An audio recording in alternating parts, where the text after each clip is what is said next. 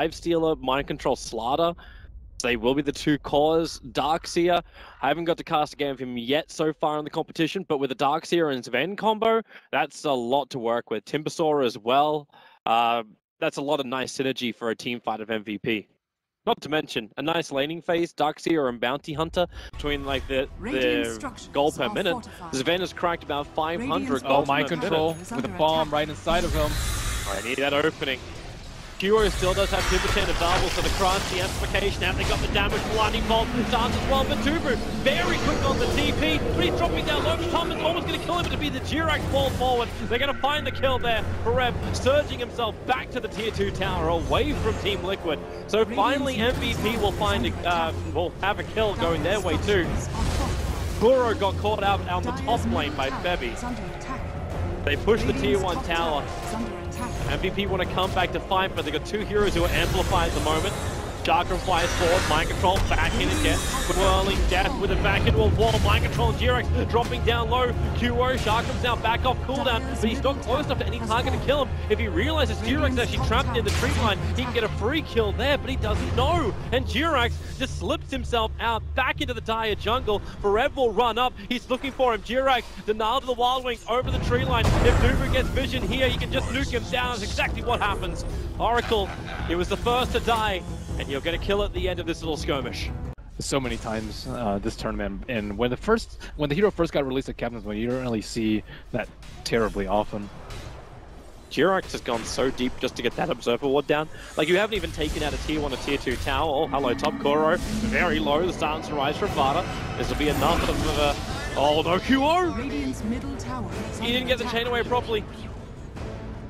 And he'll lose his life once again. Difficult game to build for Timbersaw. You want armor, so you're not super squishy without the reactive, but you also want like casual cloak, maybe even a hood to deal with the Zeus early on. And you might continue to die here. JerAx. Yeah, bottom lane, they jump in. Febby's in trouble.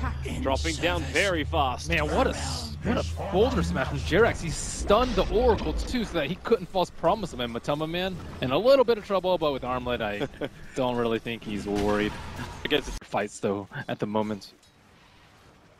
And the Sven is very farm, but we have yet to see him get involved in a fight, but that might change. He has 161 CS in 15 minutes. This Sven is almost unstoppable. He's 8.4k net worth. Now they find MATUMBAMAN committing the God Strength. No way to armor toggle your way through that one. And JerAx, no! He could have bowled away far enough, and MP! Darkseer was the first one to get the kill on the Lifestealer, but MP will take his own as well. You don't expect Sven to have these items. Lifestealer did not rage. You don't expect Sven to blink on top of you with HOD and Echo Saber and just die that quickly before he was able to get that rage off and maybe even an armlet toggle, but that was under obs. 3 heroes smoke under the obs in the mid lane. I still think they can take a fight. I wonder if they... Okay, are they coming down? MindControl's in a really good spot for this. The smoke's gonna break and he blinks, crushes over on 2. Nightingale's grant. QO drops down low for DuBu. Then hold him with a false promise. They look for an extra silence in from JerAx. So MP and QO still a part of this fight. The back from Forev causing some problems with FATA. So far out, Exorcism is still not up. They need to bring him down, but the crush against MindControl. They get him for control and they're looking for more. JerAx to die in the river, but he'll boulder himself up just to help out a little bit before death. The 2 heroes trade off. That was the first Bloodstone fight as well for that Timbersaw. Not really his big dream, but MVP. They instantly come back for more. Febby to round the side. He can track up MATUMBAMAN so they can keep the vision on him. Or do they find another kill? Is FATA on the bottom lane, isolated by himself? They jump forward and FATA on the end of his exorcism just becomes a freebie for MVP. At least about an ogre. Well, to go to maybe staggering 8,000 or 9,000 gold in favor of MVP, and QO in there. Yeah, this is face creation right here. QO looking to push back FATA and JerAx. He doesn't care if he gets initiated. He's got 10 bloodstone charges. Now the back wall, follow up Chakra, FATA triggering that BKB. Nice early QO, silenced up, but it's also on the back line. They look for their opening. Oracle is down. This is what Liquid needed. They've brought down 2 already. QO is still being a nuisance inside the base, but now the Magnetize's been triggered. You're still 2 players down for the price of a Slaughter. Take that any day if you're Liquid, but if you get MP as well, the dream is a reality. MATUMBAMAN with a double kill. They boulder forward. The Urn's on QO. They want to find this kill. He does have a TP scroll available, but he wants more distance here first. MP gets kited really hard. He was only able to kill the Slaughter during his BKB, and then he gets Yules near the tail end, and FATA just cleans him up with the Spirit Siphon. It's such an expensive fight as well. Now it's MVP's turn to try and find another fight as we'll come back live. Their smoke gank moving in towards the mid. FATA, the most revealed. Storm Bolt back in. Now forced after out, but that's not going to work. Kuro lets the ulti go. At least they can see what's going to happen to them. Kuro is battling with JerAx on one side of the river, but they're losing Kuro. And now, there it is. Kuro underneath the T1 tower. Can they pull him up with the Yule Scepter? They cancel the rolling boulder, and JerAx will be sliced up. MVP can now finally take this T1 tower down the mid and take a much better fight. One that's not under tier 4 towers of Team Liquid. He's at 3.5k. Damage dealing item can come up next if he wants it, unless he wants to go for more sustain. They're going to beat into this top rank. The Team Liquid, they need defense, but again, QO, he's under tier 4 towers. Aegis immortal or not, that thing's only got another 10 seconds left of them before it's going to actually dispel off him. If they wait this one out, Team Liquid, they can kill off QO. He's so low, there goes the Aegis immortal. They haven't gotten rid of him yet. And MP, he's the primary focus. They get this man down, boulder forward. You actually send the Oracle up and towards the air. They can catch up, not one, not two. They'll take 3 heroes off MVP. And MindControl, he doesn't feel done yet. He's looking for more. He caught a glimpse of Forev going up into the dire jungle. He can body block him, however, Forev with the illusion. So MindControl, the run ends there. The Observer Ward might give him an inkling to go for more. You throttle back. You say, okay, let's just wait for the next big item over on this vent. Make sure we get our BKBs before we try and take that top racks again. They're already preparing for the long game. We see a Lotus Orb up on the Darks here, very good versus Amplify, dispel those long duration silences. Even a Reflected Bolt is like decent, or Open Wounds. And then I think there's another Lotus Orb coming out on Febby. Oh, they're gearing up for the long game. Lightning Bolt's gonna go as the initiation, however. They were looking for the kill on the Timbersaw, and they're gonna get another one. The dust on Febby. DuBu instantly protects him. Now MP comes over. He wants MATUMBAMAN to force up, keeping him away. MATUMBAMAN can keep running out of here. FATA with the Exorcism. MP is isolated. He's by himself. He needs this kill to finish with the life killer. It won't happen. Yules sends up towards the air. Instantly crushes. He hits the deck. FATA. The Exorcism damage is going to be too much. MP with the Spirit Siphon as well. He will drop. MindControl. Amplification now on Forev. He goes back to the Darkseer wall, but Liquid just kill him inches away from it.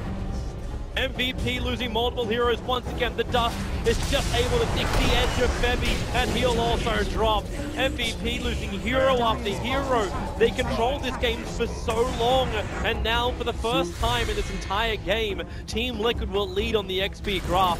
MVP were waiting for, that's why the courier was hovering right over the top of it. And now the defense BKB is becoming in a, kind of that, oh god, I have 7-second BKB duration. And they can Lotus Orb him up, but it's not gonna help when they have all these Force Staves. JerAx, you can have a crack over at QO, the silence is there. DuBu trying to help him out, but MATUMBAMAN so quick.